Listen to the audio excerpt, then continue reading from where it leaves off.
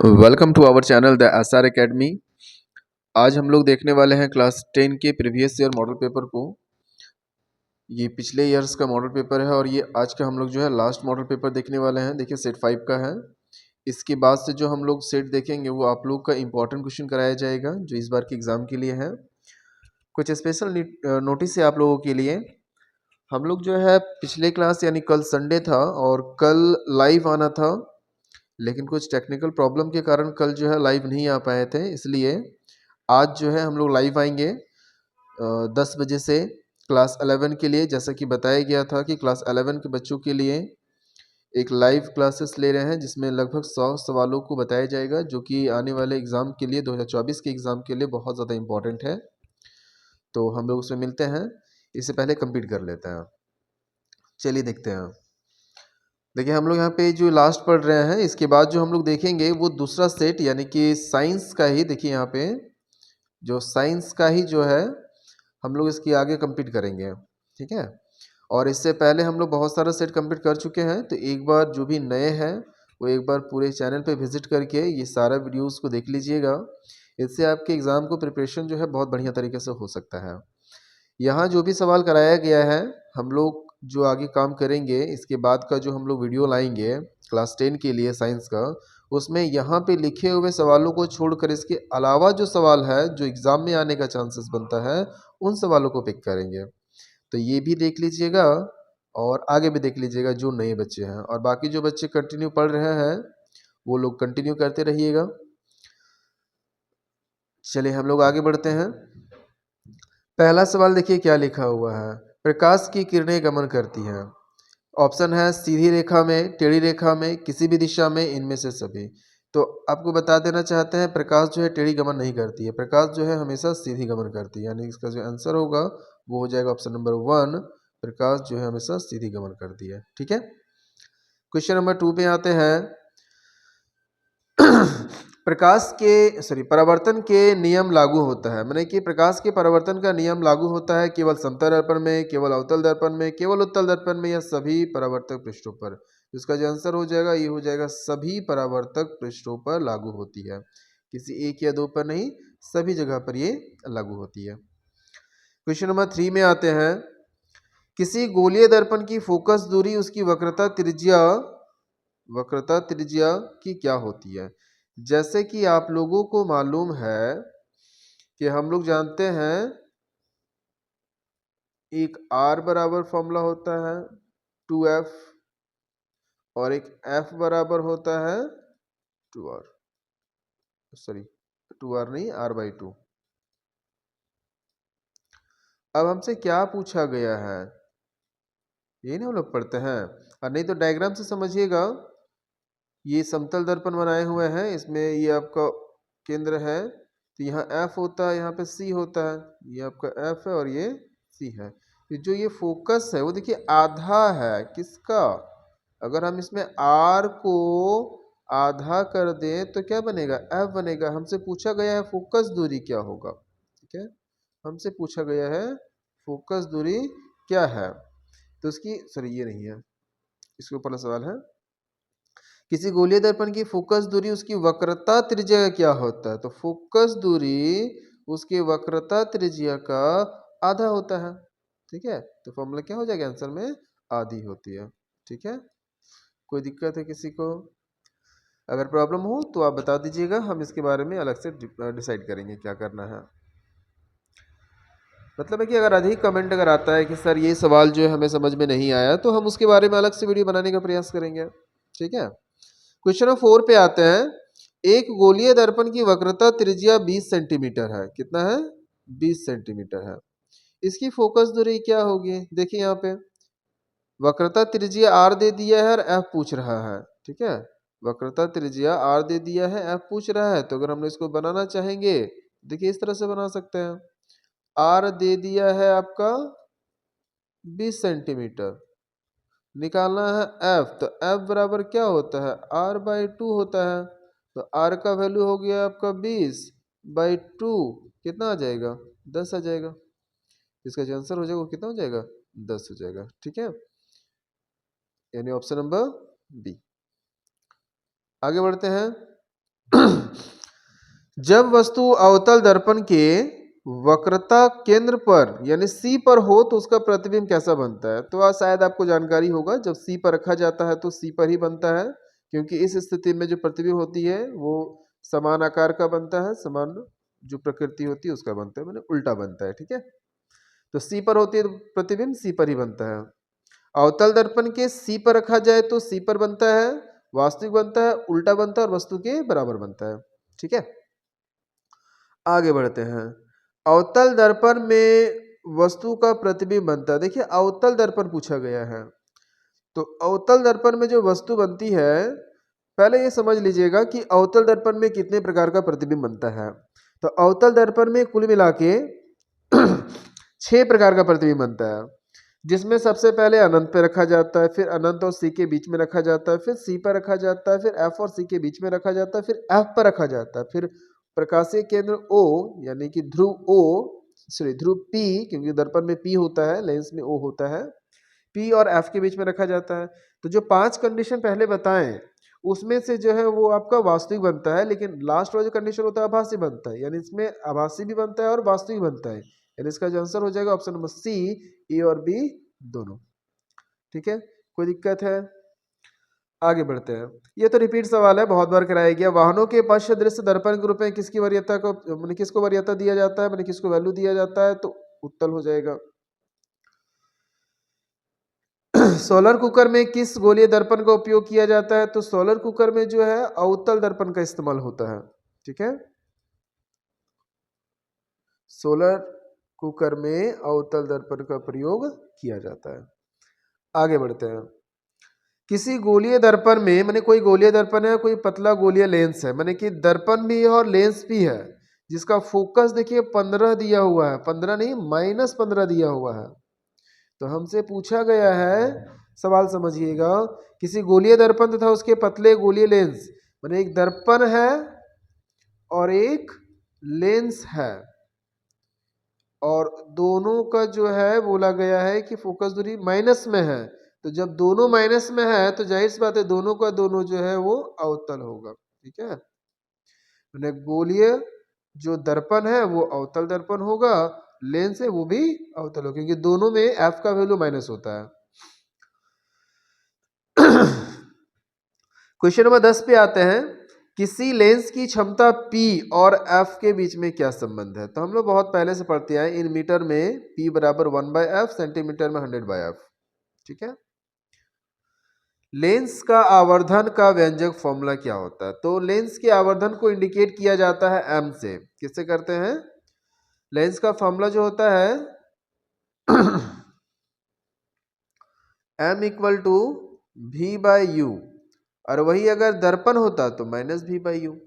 ठीक है, दोनों में ज़्यादा फर्क नहीं है। तो मेरे में पूछा है लेंस के बारे में, किसके बारे में?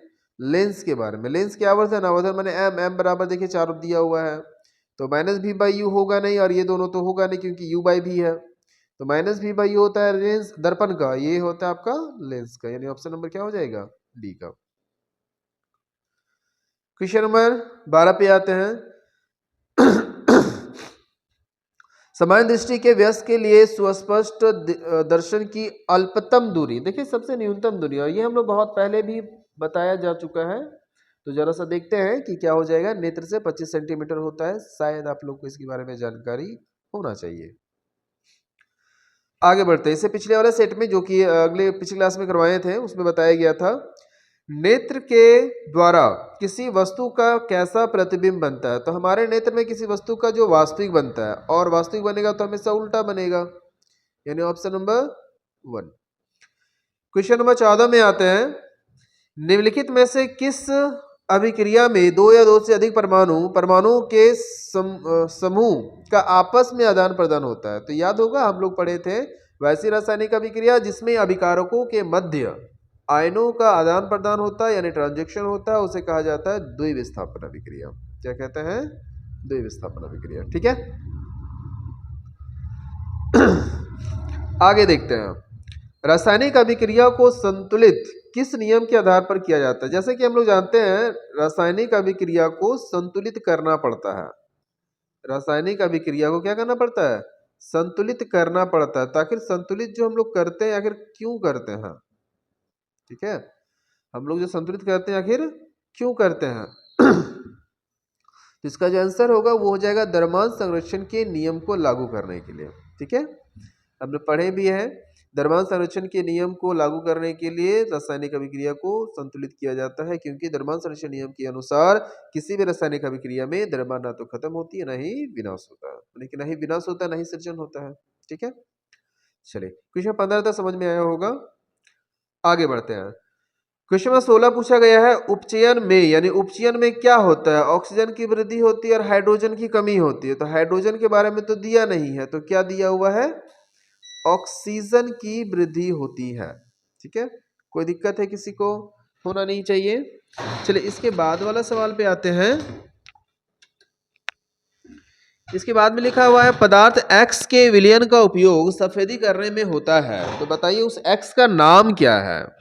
यानी कोई भी पदार्थ है और पदार्थ के यहाँ नाम नहीं दिया हुआ है, पदार्थ का बस क्या दिया है कि वो पदार्थ जो है वो X है, उसका उपयोग हम लोग सफेदी करने में करते हैं। तो आप लोगों को मालूम होगा अभी दीपावली का समय चल रहा है, तो जाहिर सी बात है हम लोग घर में पुचड़ा वगैरह करते हैं, सफेदी करते हैं, तो इसका इस्तेमाल क्या होता है? Calcium hydroxide. ठीक है, आगे बढ़ते हैं। धातु के ऑक्साइड की प्रकृति कैसी होती है? तो धातु के ऑक्साइड की प्रकृति होती है क्षारीय। ठीक है, आगे बढ़ते हैं। देखिए ये डायग्राम दिया हुआ है, आप देखो ये डायग्राम एक दिया हुआ है और इसमें क्या रहा है बताइए कि क्या संकेत बता रहा है? जल की बर्बादी, अम्ल, सांद्र अम्ल वाले बर्तनों में लगा चेतावनी, धूम्रपान से बचना, भोजन करने से पहले हाथ धोना। देखिए यहाँ पे एसिड है, ये जो गिर रही है ना वो एसिड है, ये बताता है कि हमारे हाथ में नुकसान हो सकता है। तो ये जब भी किसी प्रयोगशाला में जाओगे तो ये चेतावनी के बारे में बताया जाता है, यानी इसका जो आंसर हो जाएगा ऑप्शन नंबर बी हो जाएगा, ये चेतावनी है। क्या है? ये चेतावनी है। क्वेश्चन नंबर 20 पे आते हैं।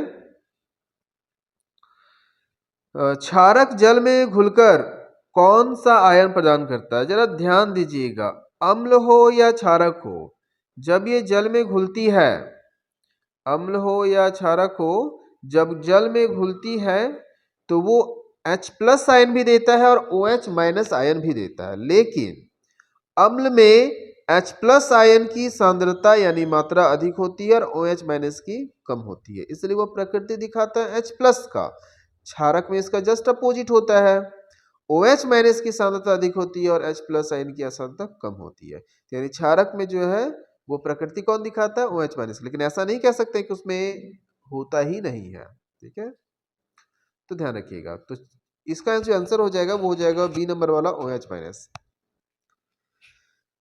अम्ल धातु के साथ अभिक्रिया करके कौन सी गैस निकालती है? आप सभी को अच्छे से मालूम होगा, जब कोई धातु अम्ल से अभिक्रिया करती है तो हाइड्रोजन गैस निकालती है। आगे बढ़ते हैं। क्लोर क्षार प्रक्रिया में किस पदार्थ का निर्माण होता है?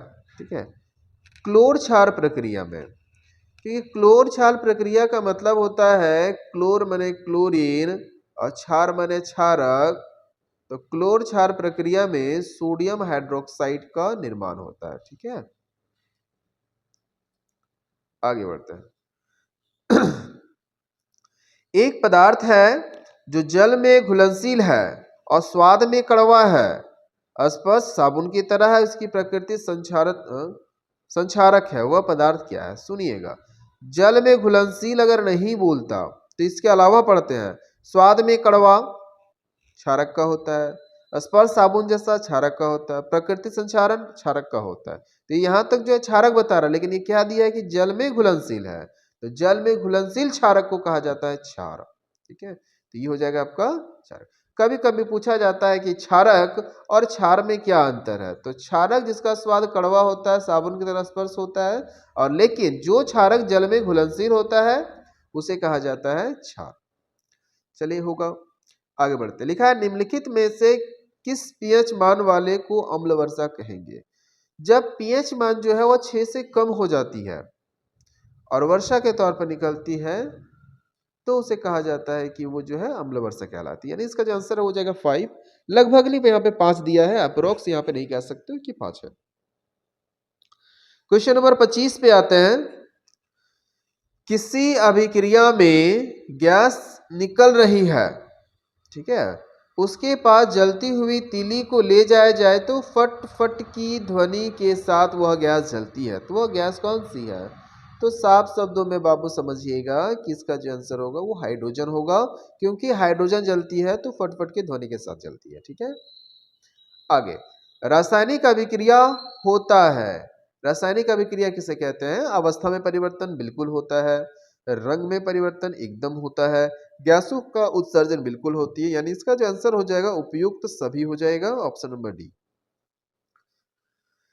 मनुष्य के पाचन तंत्र में भोजन का अवशोषण कहाँ होता है?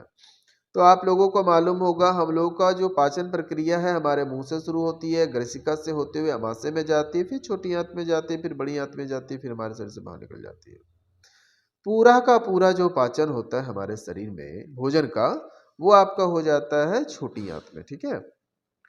पाचन और साथ ही साथ अवशोषण, छोटी आंत में छोटी छोटी दीर्घरोम पाई जाती है, संरचनाएं होती है ब्लड सेल्स का, जो वहां से भोजन को ग्लूकोज के रूप में खींचती है और उसे पहुंचा देती है शरीर की प्रत्येक कोशिकाओं में, ठीक है। क्वेश्चन नंबर 28 पे आते हैं। रक्त वाहिनी जो रुधिर को हृदय से शरीर के विभिन्न भागों तक पहुंचाती है उसे क्या कहते हैं? रक्त वाहिनी वह रक्त की वाहिनियां जो रुधिर को पहुंचाती है, तो पहुंचाने का काम करता है धमनी। क्या करता है? अल्लाह ने काम करता है सीरा। कोशिका तो होगा नहीं, कोशिका बस अपनी जगह पे स्थिर रहती है और वो अभिक्रिया करती है।